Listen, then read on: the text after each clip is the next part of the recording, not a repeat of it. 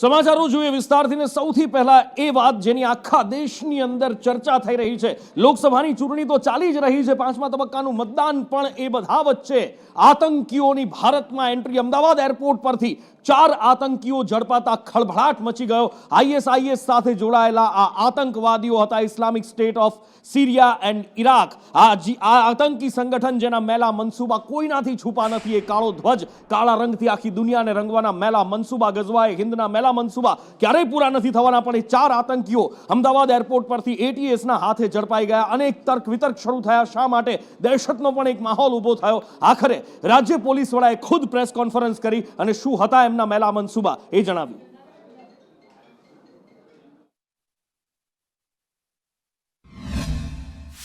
એક ખાનગી બાતમીદારથી એવી માહિતી મળી હતી કે 4 વ્યક્તિઓ કે જેના નામ છે મોહમ્મદ નુસરત, મોહમ્મદ નુફરાન, મોહમ્મદ ફારિસ અને મોહમ્મદ રસદીન,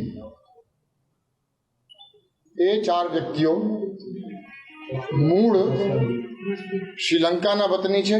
આતંકવાદી પ્રતિબંધિત સંસ્થા ઇસ્લામિક સ્ટેટના સક્રિય સભ્યો છે અને એ 4 લોકો સંપૂર્ણપણે આઈસિસની જે આઈડિયોલોજી છે એ આઈડિયોલોજીમાં રેડિકલાઇઝ થઈ ગયા છે। એટલે આઈસિસ સાથે જોડાયેલા આ 4 આતંકવાદીઓ હતા। સવાલ થવો સ્વાભાવિક છે કે આખરે શું મેલા મનસૂબા હતા? આત્મઘાતી હુમલાની પણ વાત સામે આવી રહી છે। જિગ્નેશ મારી સાથે જોડાયા છે। જિગ્નેશ, આખરે શું મેલા મનસૂબા લઈને આતંકવાદીઓ આવ્યા હતા?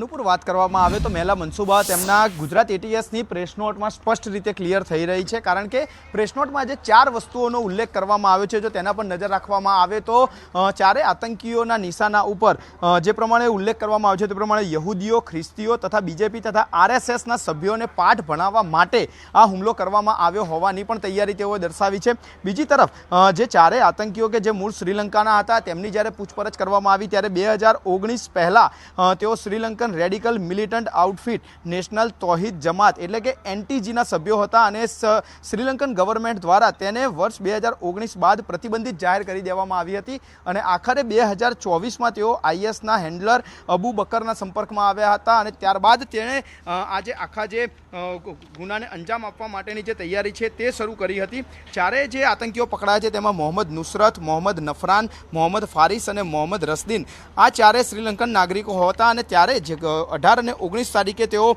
ગુજરાત અમદાવાદ આવવાની જે બાતમી મળી હતી ત્યારબાદ 19 તારીખે સવારે 6 વાગે વહેલી સવારે જે ફ્લાઇટ અમદાવાદ એરપોર્ટ પર લેન્ડ થઈ હતી તેમાંથી 4 એક સાથે મળી આવ્યા હતા અને તે અંગે ગુજરાત એટીએસે ગુનો દાખલ કરી 4ની ધરપકડ કરી હતી।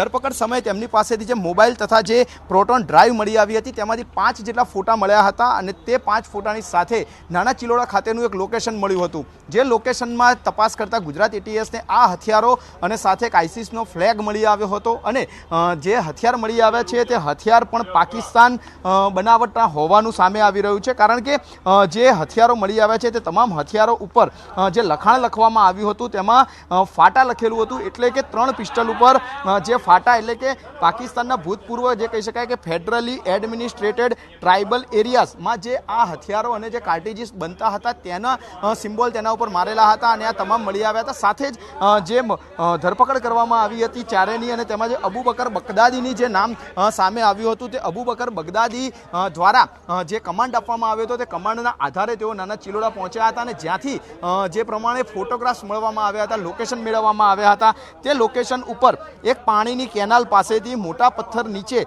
બખોલમાં ગુલાબી કલરના પાર્સલમાં જે આ હથિયારો છુપાવ્યા હતા તે હથિયારો એટીએસે કબજે કર્યા છે અને 4 આતંકીઓ વિરુદ્ધ યુએપીએ, આઈપીસી અને જે અન્ય કલમો એટલે કે આર્મ્સ એક્ટની જે કલમો છે તેના હેઠળ ગુનો દાખલ કરવામાં આવ્યો છે અને તે આખું કૃત્ય કરવા માટે અબુ બકર જે છે તેના દ્વારા અબુ બકર બગદાદી દ્વારા શ્રીલંકન કરન્સીમાં 4 લાખ રૂપિયા આ ચારેયને આપવામાં આવ્યા હોવાનો પણ ખુલાસો થયો છે. માટે કહેવામાં આવે કે તેઓ માત્ર 2024થી આઈસીસ સાથે જોડાયા, પરંતુ તે પહેલાં 2019 પહેલાંથી તેઓ એનટીજીના સભ્યો હતા અને તે એનટીજી જ્યારે સરકારે તેને બંધ કર્યું, તેને પર પ્રતિબંધ મૂક્યા, ત્યારબાદ તેઓ જે છે તે આઈસીસ સાથે જોડાવા માટે મજબૂર બન્યા હતા અને ત્યારબાદ ગુજરાતની અંદર અમદાવાદની અંદર કોઈ મોટા હુમલાને અંજામ ન આપવામાં આવે, હુમલાને અંજામ આપવામાં તેઓ તૈયારી કરી રહ્યા હતા. ખાસ કરીને જે 4 મોટા વસ્તુઓનો જે ઉલ્લેખ કરવામાં આવ્યો છે, જેમાં યહૂદી, ખ્રિસ્તી, આરએસએસ અને બીજેપીના નેતાઓ તેમના ટાર્ગેટ પર હતા અને જ્યાં પણ તેઓ આ 4 આતંકીઓ હુમલો કરતા ત્યાં તેઓ આઈસીસનો ફ્લેગ મૂકી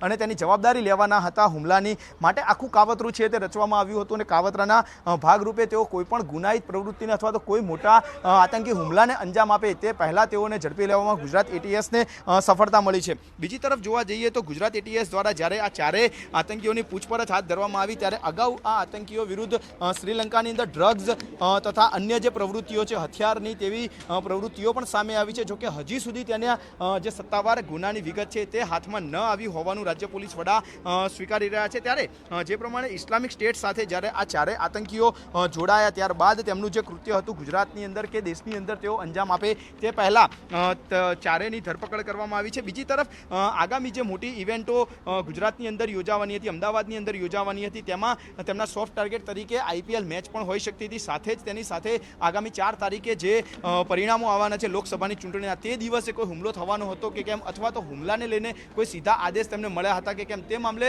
ગુજરાત એટીએસ અત્યારે તપાસ કરી રહી છે. બીજી તરફ એક વાત એટીએસના ધ્યાનમાં એ પણ આવી છે કે 4 આતંકીઓ 19 તારીખે અમદાવાદ આવ્યા તે પહેલાં તેમના પાસે તેમના જે હથિયારો હતા તે નાના ચિલોડાના લોકેશન ઉપર મૂકી દેવામાં આવ્યા હતા. તેનું લોકેશન અને તેની જે વિગત છે તે 4 આતંકીઓ સુધી પહોંચી ગઈ હતી.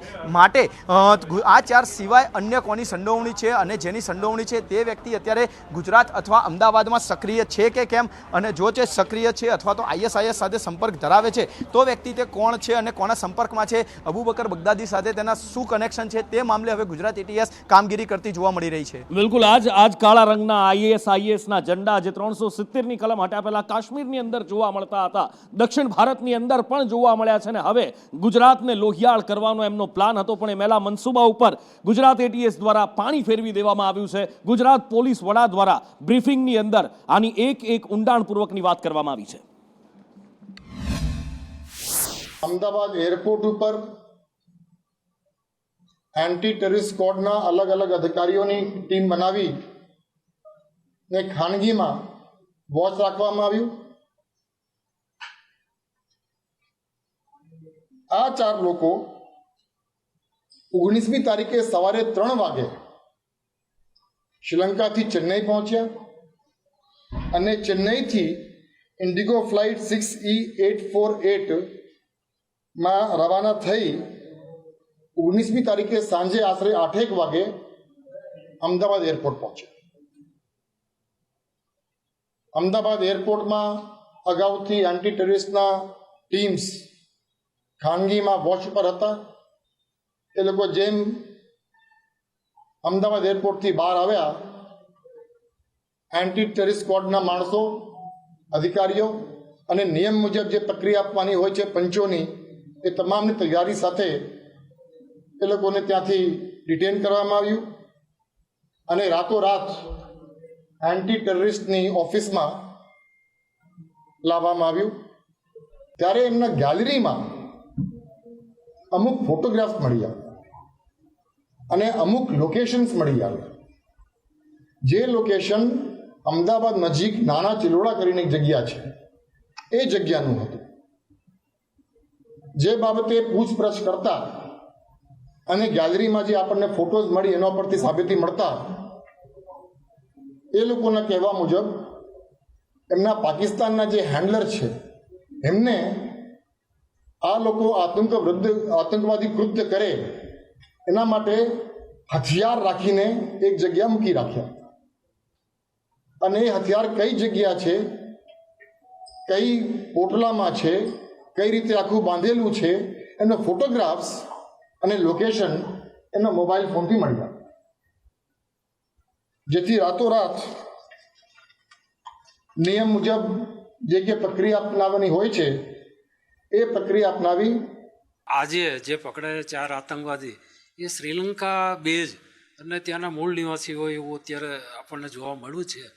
અને ગુજરાત એક સોફ્ટ કોર્નર છે, સરહદી વિસ્તાર સાથે સંકળાયેલું છે.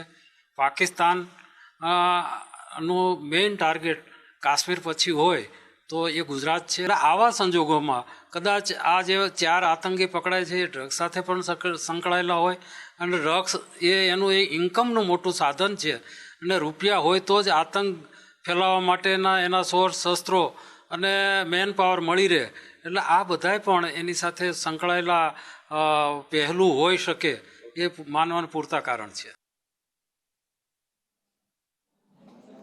અને હવે વાત કરવી છે ગરમીની, કારણ કે ગરમી જાણે બધા જ રેકોર્ડ તોડવા પર આમાદા હોય એવું લાગી રહ્યું છે. આ વખતે ગુજરાતની અંદર અસહ્ય ગરમી પડી રહી છે. મે મહિનો અડધો ગયો છે, અડધો બાકી છે, પણ રેકોર્ડ તૂટી રહ્યા છે. 45, 46, 47, દેશની અંદર તો 48 ડિગ્રી ગરમી થઈ રહી છે. મારી પાછળ વિંડી છે અને ક્યાં કેટલું વાતાવરણ આજે કેવું છે ગરમ એ આપને બતાવવું છે. અમદાવાદની અંદર અત્યારે સાંજ પડે 39 ડિગ્રી, પણ જ્યારે બપોરે અમે અહીંયા આગળ જોયું હતું તો બધા જ ટેમ્પરેચર 40ની ઉપર, 42, 43, 44, 45. અમદાવાદની અંદર 45 ડિગ્રીની ઉપર તાપમાન ગયું. સાથે જ વિરમગામની અંદર પણ, સુરતની અંદર, ભરૂચની અંદર, બધી જ જગ્યાએ, વડોદરામાં પણ આજે 45 ડિગ્રીની આસપાસ તાપમાન રહ્યું. પછી એ મહેસાણા હોય કે પછી રાપરની અંદર પણ હોય 40, 42, 43, 44, 45 ડિગ્રીની આસપાસ તાપમાન રહ્યું છે. અને આ તાપમાન, આ ગરમી હજી પણ ઓછી થવાની નથી. હવામાન વિભાગની આગાહી છે કે હજી પણ આવનારા 5 દિવસ ગરમી વધારે ને વધારે વધતી જશે અને બધા જ રેકોર્ડ તૂટી જશે.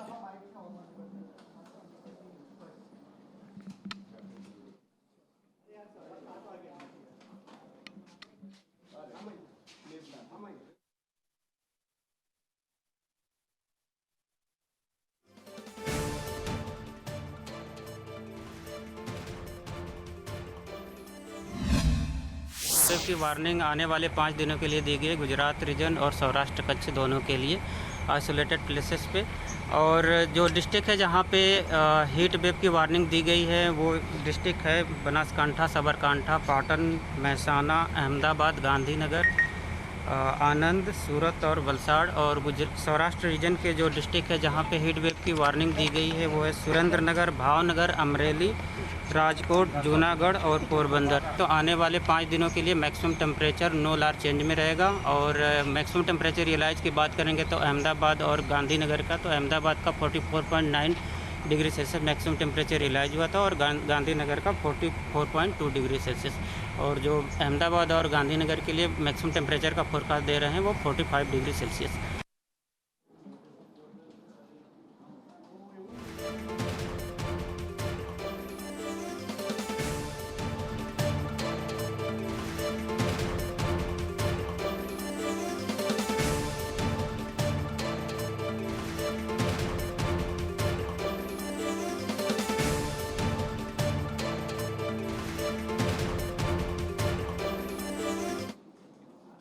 ગરમી સહન થાય એવી નથી. બપોરના સમયે તમે જુઓ તો રોડ રસ્તા જાણે સ્વયંભૂ કર્ફ્યુ હોય એવા દેખાય છે. એકલ દોકલ કોઈક જતું દેખાય રોડ ઉપર, કારણ કે આ ગરમી એટલી પડી રહી છે કે સહન થાય એમ નથી. જાણે શેકાઈ રહ્યા હોય, રીતસર ચામડી બળે બપોરના સમયે જો નીકળીએ તો. અને કચ્છમાં પણ, કચ્છની અંદર તો આમ પણ સૂકો પ્રદેશ, મરુ પ્રદેશ કહેવાય છે, અને ત્યાં ગરમી જ્યારે ઉનાળાની મોસમ આવે તો બધા જ રેકોર્ડ તોડી નાખતી હોય છે. ગરમીનો પ્રચંડ પ્રકોપ કચ્છમાં જોવા મળે છે. આકાશમાંથી જાણે કે અગન વર્ષા થતી હોય એવું કચ્છવાસીઓ, એવું કચ્છીઓ અનુભવ કરી રહ્યા છે. કચ્છમાં ઘણા વર્ષોથી રહીએ છીએ, પણ આ વખતે જે 44 ડિગ્રીએ તડકાએ તેની લિમિટ ક્રોસ કરી છે, એવી રીતે એટલા ડિગ્રી વધી રહ્યું છે તડકો. અહીંયા અમને ટ્યુશન તો ફરજિયાતપણે આવવું જ પડે છે, પરંતુ અમે ન આવીએ તો પણ અમારું સ્ટડી બગડે એવી રીતે અમને રોજ આવવું પડે છે. તેથી એક્ઝામનું પણ નક્કી ન હોય, તેથી સમયનું કાંઈ નક્કી ન હોય. ક્યારેક 1 વાગે રજા પડે, ક્યારેક 2 વાગે રજા પડે. આજકાલ ગરમી ખૂબ વધી રહી છે અને લોકો રસ્તા ઉપર ખૂબ ઓછા જોવા મળે છે, કારણ કે ગરમીનું પ્રમાણ વધી રહ્યું છે. અને અમારા જેવા સ્ટુડન્ટ્સ છે જે એમને ફરજિયાતપણે ટ્યુશન માટે આવવું પડે છે. તેથી અમે ગરમીથી રક્ષણ મેળવવા માટે અમે ટોપી, દુપટ્ટા, ઠંડુ પાણી એના માટે અમે ધ્યાન રાખીએ છીએ અને પાણી જળવાય એ માટે પાણી વધુ લેવું જોઈએ. ગરમીનું પ્રમાણ વધી રહ્યું છે તે માટે. આજકાલ જોઈએ તો હીટ વેવ્સની જેમ અસર છે તેવી રીતના 45 કે 44ની આજુબાજુ રહે છે, તો તેની અસર બહુ કચ્છમાં દેખાય છે. કેમ કે ગરમી જો નોર્મલી અહીંયા ગરમી હોતી નથી, પણ અત્યારે બહુ ગરમી છે તો એની બહુ અસર અહીંયા દેખાઈ રહી છે. જો અહીંયા રોડ ઉપર ને બહુ ઓછી સંખ્યામાં લોકો આજુબાજુ रहे हैं. इसको भुज की बात करें तो अगले 3-4 दिन से पिछले 3 से 4 डिग्री अबव जा रहा है नॉर्मल से, तो अगले 3-4 दिन में भी आपका मतलब 2-3 डिग्री अबव ही रहेगा. थोड़ा सा इतना मतलब 1-2 डिग्री कम ही रहेगा. जैसे अभी 44-43 गया है तो 42-43 के अराउंड ही रहेगा, लेकिन स्टिल मतलब फिर भी आपके हीट वेव्स रहेंगी, क्योंकि अब वो ये जो टेम्परेचर तब भी है सामान्य से ऊपर ही बना रहेगा. અને ગરમીનો પ્રકોપ એવું નથી કે ખાલી ગુજરાતની અંદર જોવા મળી રહ્યો છે. ગુજરાત સિવાય જો તમે ઉત્તરના રાજ્યોની અંદર જાઓ, દિલ્હી જાઓ કે રાજસ્થાન જાઓ, તો ગુજરાતની ગરમી ઘણી સારી લાગે. જી હા, બહુ સમજી વિચારીને કહું છું. આ 44-45 ડિગ્રી તો ઘણી સારી લાગે, કારણ કે ત્યાં તો જાણે સળગી રહ્યું હોય બધું જ એવું લાગે. 47-48 ડિગ્રી સુધી તાપમાન પહોંચી ગયું છે. ક્યાં કેટલી ગરમી છે, આકાશમાંથી ક્યાં અગનગોળા છૂટી રહ્યા છે, ધવલ પાસેથી જાણીએ. જી નુપુર, અગન વર્ષા થઈ રહી છે અને એમાં ખાસ કરીને જે ઉત્તરીય રાજ્યો છે ભારતના, એવા 9 રાજ્યોની અંદર અગન વર્ષા થઈ રહી છે. ગરમી આગ ઓગતી ગરમી પડી રહી છે. દિલ્હીના નઝમગઢમાં તો ગઈકાલે 47.8 ડિગ્રી જેવું તાપમાન નોંધાયું હતું. જ્યારે ઉત્તર પ્રદેશના શહેરોની વાત કરવામાં આવે તો આગ્રાવાસીઓ લગભગ 47.7 ડિગ્રીની અંદર શેકાયા છે. ચંડીગઢની અંદર પણ 44.2 ડિગ્રી જેવું તાપમાન છે. જ્યારે રાજસ્થાનના ગંગાનગરમાં જ્યાં સૌથી વધારે ગરમી પડતી હોય છે ત્યાં પણ 46.7 ડિગ્રી જેવું તાપમાન નોંધાયું છે. એક મધ્યપ્રદેશનું દતિયા છે, દતિયા જિલ્લાની અંદર સાર્વત્રિક 47.5 ડિગ્રી જેવું તાપમાન નોંધાયું છે. મથુરા, ઝાંસીની અંદર પણ 47.5 અને 47.2 ડિગ્રી જેવું તાપમાન નોંધાયું છે. મહદઅંશે ઉત્તરીય રાજ્યોની અંદર અત્યારે જે ગરમી પડી રહી છે અને આવનાર 2 દિવસની અંદર હજુ વધુ ગરમી પડવાની અને હીટવેવની હવામાન વિભાગે આગાહી કરી છે. જી, અને હવે વાત કરવી છે લોકસભાની ચૂંટણી, 5મા તબક્કાનું મતદાન. આજે 5મા તબક્કાનું મતદાન 12 રાજ્યોની 49 બેઠકો ઉપર આ મતદાન, એની સાથે સાથે આ મતદાનની સાથે દેશની 87% બેઠકો ઉપર મતદાન થઈ ચૂક્યું છે. પણ આજના મતદાનની ખાસિયત એ રહી કે મહારાષ્ટ્રની અંદર મતદાન હતું આજે, અને સ્ટાર્સનો જમાવડો જોવા મળ્યો અને મોટા મોટા નેતાઓ પણ પોતાના મતાધિકારનો ઉપયોગ કરવા માટે પહોંચ્યા હતા. હેમા માલિની હોય, રાજનાથ સિંહ હોય, એકનાથ શિંદે હોય, ધર્મેન્દ્ર, સંજય દત્ત, કરીના કપૂર હોય કે પછી ઐશ્વર્યા રાય હોય, સોનાક્ષી સિન્હા, સલમાન ખાન, બધા જ સ્ટાર્સનો આજે જમાવડો જોવા મળ્યો હતો. અજય મારી સાથે દિલ્હીથી જોડાયા છે. 5મા તબક્કામાં અત્યાર સુધીમાં કેટલું મતદાન થયું છે, મતદારોની અંદર કેવો ઉત્સાહ જોવા મળ્યો છે 5મા તબક્કામાં, જાણીએ અજય પાસેથી. અજય,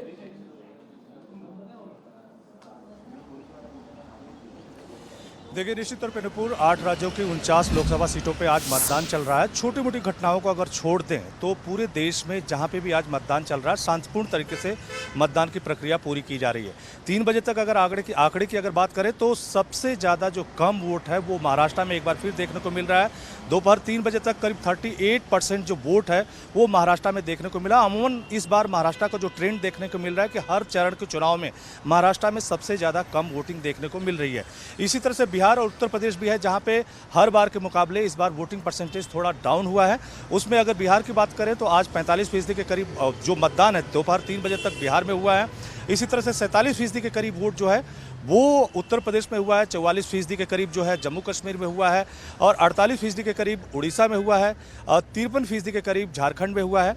लेकिन लद्दाख में 61% वोट हुआ है और बंगाल में जो है वो 62% के करीब वोट हुआ है. लेकिन हर बार के चुनाव से अलग इस बार बंगाल में ये देखने में आ रहा है कि हर बार के लोकसभा चुनाव या विधानसभा चुनाव में पश्चिम बंगाल में बड़े पैमाने पर हिंसा देखने को मिलती थी. लेकिन इस बार अगर छोटी मोटी घटनाओं को छोड़ दें तो अमूमन बंगाल का चुनाव भी शांतिपूर्ण तरीके से चल रहा है. यह निश्चित तौर पर राहत देने की बात है. लेकिन माना जा रहा है कि अगर 5 बजे तक जो आंकड़े आएंगे या बाद के जो लोग वोट डालने के लिए गए हैं अगर उनके आंकड़े की बात करें तो थोड़ा सा ये परसेंटेज बढ़ सकता है. लेकिन आज के वोटिंग में जो सबसे आकर्षण की चीज़ रही कि मुंबई में खास करके जो फिल्म इंडस्ट्री से जुड़े हुए लोग हैं या सामाजिक कार्यकर्ता हैं जो काफ़ी बड़ी सेलिब्रिटी हैं, एक एक करके उन्होंने वोट डाला. शुरुआत जो है धर्मेंद्र से हुई थी, पूरे फैमिली के साथ उन्होंने वोट डाला. अनिल अंबानी ने वोट डाला. इसी तरह से तमाम सारे जो सेलिब्रिटी है उन्होंने अपना वोट डाला और साथ ही साथ आम लोगों से अपील की कि अगर डेमोक्रेसी में आपको अपना पार्टिसिपेट करना है और अपने हक की सरकार लाना है या अपने पसंद की सरकार लाना है तो कम से कम आप लोगों को वोट करना जरूरी है। तो एक तरफ जहां शांतिपूर्ण तरीके से वोट चल रहा है, वहीं पर आज सेलिब्रिटीज़ का भी वोट डालने की जो प्रक्रिया थी उसको भी लोग देखते हुए नजर आए। जी, પાંચમા તબક્કાનું મતદાન થઈ રહ્યું છે ઇનફેક્ટ, અને છઠ્ઠા સાતમા તબક્કાનું મતદાન થવાનું છે, અને જ્યાં મતદાન થવાનું છે એ રાજ્યો એ બેઠકો માટે તો શાબ્દિક ટપાટપી અથવા તો આકરા વાકબાણ છૂટતા હોય એકબીજી પાર્ટીઓ ઉપર, એકબીજા નેતા પર, એ સમજી શકાય, પણ ગુજરાતની અંદર બે એવા નેતા છે કે જેમની વચ્ચે ચૂંટણી હોય કે ના હોય પણ એમના વચ્ચેનો ખટરાગ હંમેશા થતો આવે છે, ચૈતર વસાવા, મનસુખ વસાવા, અને મનસુખ વસાવા, ચૈતર વસાવા શનિવારે આપણે જોયું કે સામસામે આવી ગયા હતા અને શાબ્દિક ટપાટપી થઈ હતી, પણ આજે ચૈતર વસાવા ફરી એકવાર ચર્ચામાં છે, કારણ કે રાજપીપળામાં સમર્થકો સાથે તેઓ જઈ રહ્યા હતા અને જ્યારે સમર્થકો સાથે જતા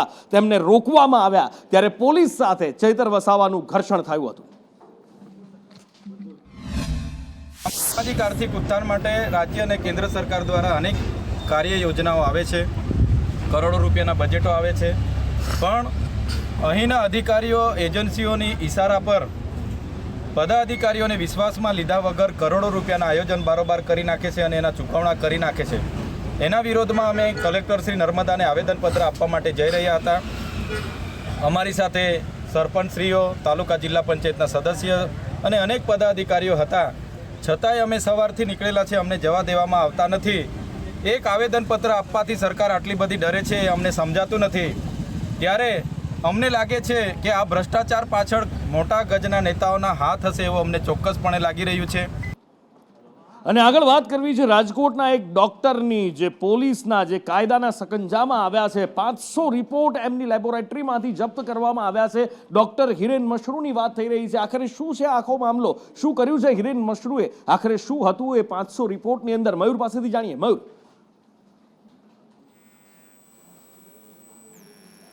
બિલકુલ નિપુર, જે રાજકોટના નિહિત બેબી કેર આવેલું છે તે નિહિત બેબી કેરમાંથી તેમની લેબોરેટરીમાંથી ગાંધીનગરની ટીમ જે ત્યાં પહોંચી હતી તપાસ કરવા, ત્યાં હિરેન મશરૂ ડોક્ટર જે છે તેમની લેબોરેટરીમાંથી 500 જેટલા રિપોર્ટ જે છે તે કબજે કરવામાં આવ્યા છે। સમગ્ર ઘટના જે છે તે એક અઠવાડિયા પહેલાની છે કે ખોટી રીતે નાના બાળકો જે હોય છે તેમને દાખલ કરવામાં આવતા હતા અને તેમના રિપોર્ટ જે છે તે ખોટા બનાવવામાં આવતા હતા। હિરેન મશરૂ જે છે તેમની સામે હવે તપાસ જે છે તે તેજ કરવામાં આવી છે, કારણ કે જે પ્રકારે બાળકોને ખોટી રીતે દાખલ કરવામાં આવી રહ્યા હતા તેમાં રાજકોટ જિલ્લા આરોગ્ય અધિકારી જે છે તેમના દ્વારા પણ તપાસ કરવામાં આવી હતી, પરંતુ હવે ગાંધીનગરની ટીમ જે છે તેમને પણ ઝંપલાવ્યું છે, તેમના દ્વારા 500 જેટલા રિપોર્ટ જે છે તે કબજે કરવામાં આવ્યા છે। ઉલ્લેખનીય છે કે હવે તેમની જે આયુષ્યમાન કાર્ડમાંથી જે તેઓ પૈસા પડાવી રહ્યા હતા અને ખોટી રીતે દાખલ કરતા હતા બાળકોને, તેમને લઈને હવે આયુષ્ય કાર્ડ જે છે તે રદ કરી દેવામાં આવ્યું છે। તેમની હોસ્પિટલમાંથી હવે પુરાવા જે છે તે એકત્ર કરવામાં આવી રહ્યા છે, એટલે કે જો જવાબદાર ડોક્ટર હિરેન મશરૂ ગણાશે તો તેમની સામે પોલીસ કાર્યવાહી જે છે તે પણ કરવામાં આવશે। ચારધામ યાત્રા આ વખતે આપણે જોયું છે કે પહેલેથી જબરજસ્ત ધસારો જોવા મળી રહ્યો છે, અને એમાં પણ રજીસ્ટ્રેશન વગરના લોકો જે પહોંચી ગયા હતા એમના કારણે રજીસ્ટ્રેશન કરાવીને જે ગયા એમને પણ હાલાકી થઈ છે। આ વખતે ખરેખર ખૂબ જ હાલાકીનો લોકો સામનો કરી રહ્યા છે, અને આ બધા વચ્ચે હવે વધારે ભીડ થઈ જતા એક એવો પગલું લેવામાં આવ્યું જેનાથી લોકોની મુશ્કેલીઓ ઓર વધી ગઈ છે। કિન્નરી પાસેથી જાણીએ। બિલકુલ નુપુર, જે પ્રમાણે ચારધામ યાત્રા શરૂ થઈ ત્યારથી જ ચર્ચામાં રહી છે, યાત્રાળુઓનો ધસારો જોવા મળી રહ્યો છે, અને હવે અત્યારની જો વાત કરવામાં આવે, રજિસ્ટ્રેશન બંધ કરી દેવામાં આવ્યું છે અને વહીવટીતંત્ર જે છે તેણે રજિસ્ટ્રેશનના નામે પોતાના હાથ અદ્ધર કરી લીધા છે, અને આ જ કારણથી હજારોની સંખ્યામાં યાત્રાળુઓ જે નોંધણી કેમ્પ છે ત્યાં અટવાઈ પડ્યા છે, અને તે લોકોને હાલાકી ભોગવવાનો અત્યારે વારો આવી રહ્યો છે। ક્યાં જાય, ક્યાં રહે, એ સવાલ અત્યારે થઈ રહ્યો છે, કારણ કે જે હજારો યાત્રાળુઓ લાઇનમાં લાગેલા હતા તે લોકોનું હવે રજિસ્ટ્રેશન નહીં થઈ શકે, કારણ કે રજિસ્ટ્રેશન તો બંધ થઈ ગયું છે, અને ઉપરાંત જો વાત કરવામાં આવે ક્યાંકથી રજિસ્ટ્રેશનના નામે છેતરપિંડીના કિસ્સાઓ પણ સામે આવી રહ્યા છે। નુપુર, અને આ સાથે જ વોર રૂમમાં અત્યારે સમય થયો છે આપનાથી વિદાય લેવાનો।